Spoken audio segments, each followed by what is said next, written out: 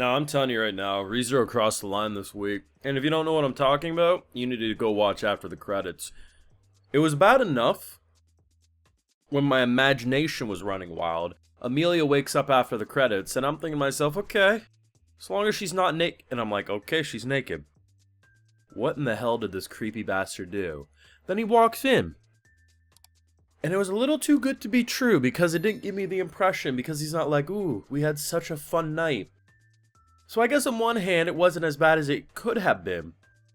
But when he boldly asks her, the future of our relationship, this is very important. Are you a virgin? Not only did my boy defile her mentally, because you know damn well he personally took those clothes off. He's about to do a Ramsay situation from Game of Thrones towards Sansa. Like, I can already tell. And if you don't think they crossed the line this week, oh boy, is he planning on crossing the line. That's just as bad. I have full live reactions over on Patreon if you want to see my mind break in real time to this ReZero greatness. You know it's over there exclusively. You knew you were getting into a good episode when they skipped the opening, right? As soon as you see the credits start playing, as soon as the episode kicks off, you're like, oh, this episode's about to be a banger. The only way it could have been more of a banger if it was an extra long episode, but man, they used every minute and every minute counted. So, this is a very interesting situation because if you take a step back and you don't assume the worst, you do have all the powerhouses in the general area, right? And given that literally every sin in which his cult member seemingly is in this town, it's, you know, it's not going to work out that well, but in theory, you might be able to eliminate them all in one go. And a lot of things could happen.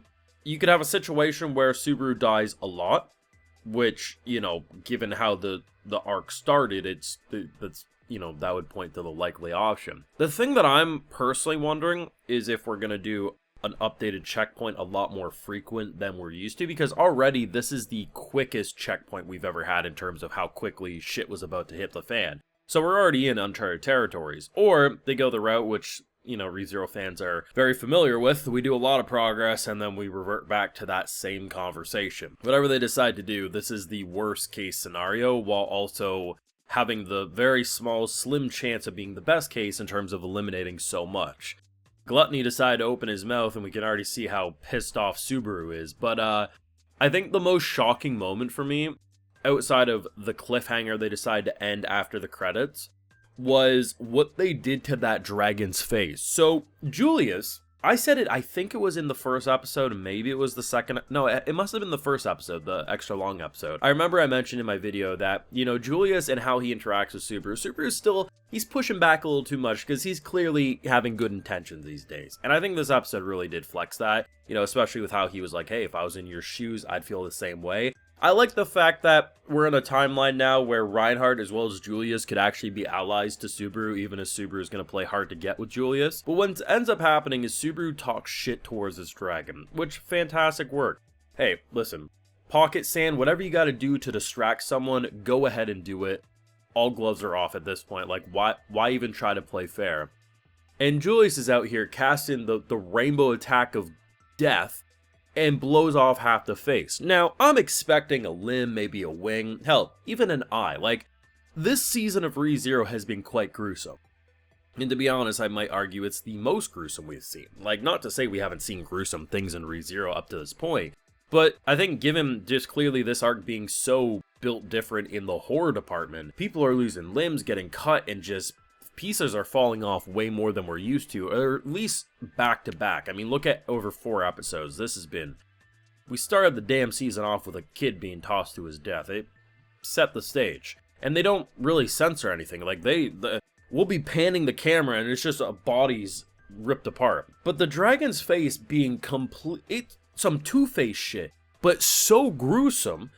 And then the regeneration of it. I'm not going to go so crazy and say that's the craziest animation or the most disgusting thing I've ever seen in ReZero. But in terms of this season personally, this is like currently the king moment. Maybe if we had 2 of those active, maybe that wasn't able to regenerate from, but what the hell? Garf is not doing good, but on the flip side, Garf's also doing kind of good. So Garf and Mimi got jumped quite hard. Mimi's first shield worked wonderfully, but the second one not so much.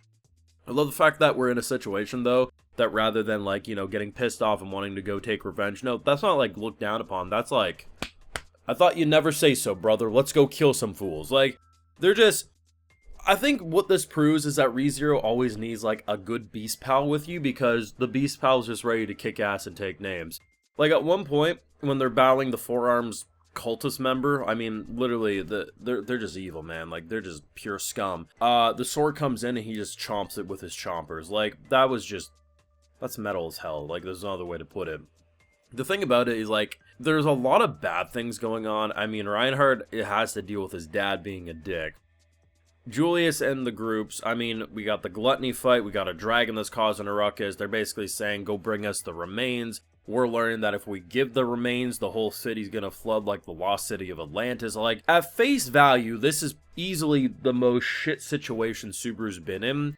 Not necessarily because of the overall everything going on, but because of how, like, if he dies, as far as we know, he goes back to, like, 10 minutes before it all happens again. It is entirely possible to loop Subaru into such a mental anguish that there's no way he wins. Now, obviously, this is still not even close to the ending of the ReZero light novel, but you can see as a character how this could screw him. To play devil's advocate, he does have every member in existence that is wanting to support him in this whole thing. It doesn't mean much, because Emilia's kidnapped, about to be forced against her will to have babies with this sick bastard. His leg's pretty messed up, and I doubt that's the only wound he's gonna get. Everyone's getting sliced and diced, and, you know, sword slashes that are going through people aren't healing. So, this is bad.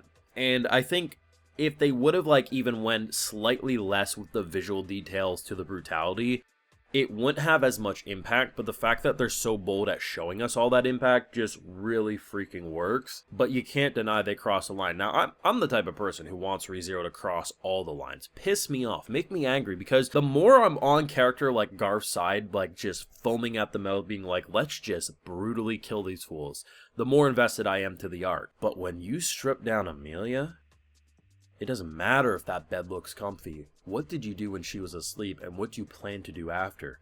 This sick bastard needs to be mauled by dogs. Pronto. Let me know your thoughts and feelings on this week's episode of ReZero. Episode 4, delivered if you ask me. Production, fantastic. Music, fantastic. Voice actors, you know the drill. Fantastic. But your thoughts down below. Be sure to leave a like if you enjoyed, subscribe if you're new around here, of course, ring that bell, and like I mentioned, full live reactions over on Patreon, and hey, while you're over there, I'll also give you a video shout out. Alright, so today we got Still Zero, Natasha and Henry, Agus TR, Leaf Solmond, Chitin Lord, and we also have Bill. So I appreciate the support, everyone. Please take care, and y'all have a good one.